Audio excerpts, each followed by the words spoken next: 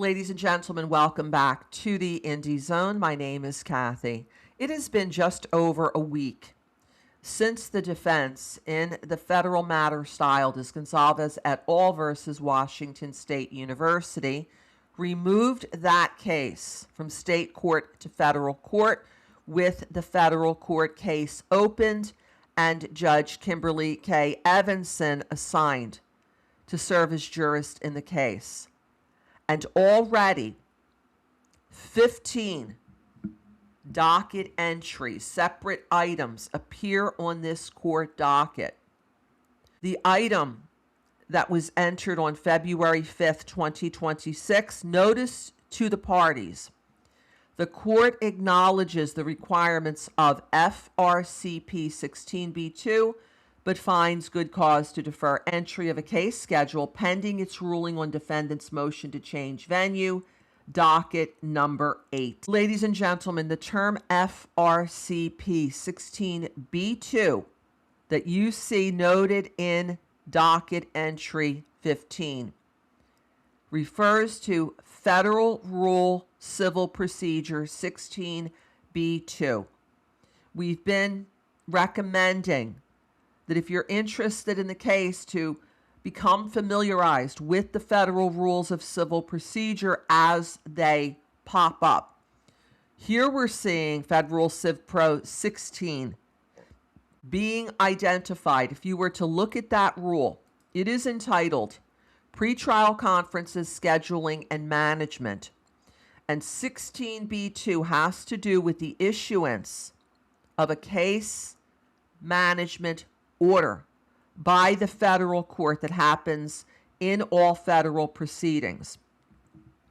If you go down to 16b, it's entitled Scheduling and Management.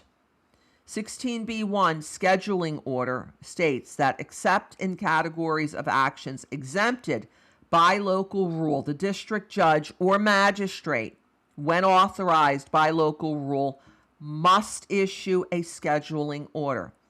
We see here the use of the word must, referring to the fact that this is mandatory. This is an optional must instead of, for example, might or could or should. So 16b1 says that the scheduling order is to be issued. However, there's an exception that allows the time to issue under 16b2 to be delayed a little bit with good cause. 16b2 says the time to issue this scheduling order, the judge must issue the scheduling order as soon as practicable. But unless the judge finds good cause for delay, the judge must issue it within the earlier of 90 days after any defendant has been served with a complaint, or 60 days after any defendant has appeared. And then if you go down to the next section, the contents of the order, it gives direction on what's required and what's permitted to be in that scheduling order. The required contents, the things that have to be in there: limiting of the time to join other parties. So if the plaintiff or the defense wants to bring in a third party, for example, you're going to see a deadline for the time to join any other parties in this scheduling order when it is issued. Also, to amend the pleadings. Let's just say one or the other party wants to amend their complaint or answer, which has not yet been issued by the defendant. But if there is sometime down the line, there's some information that's learned, for example, in discovery, and one of the parties wants to add, let's say, a claim in the form of the complaint, adding another count, or an answer adding another counterclaim, there's a timeline, a deadline for that type of an event to happen. Complete discovery. Okay, what's the absolute deadline for the parties to engage in discovery, which is setting of depositions and serving requests for production of documents, interrogatories, or admissions? There's a deadline that discovery has to end on or before that you're going to see in this scheduling order when it's issued, and also the deadline to file any motions being an application for a court order. That's what's required to be in the case management order. And then the next section has permitted contents. The scheduling order can have other things as well. And one of the items is the dates for pretrial conferences and the date for trial.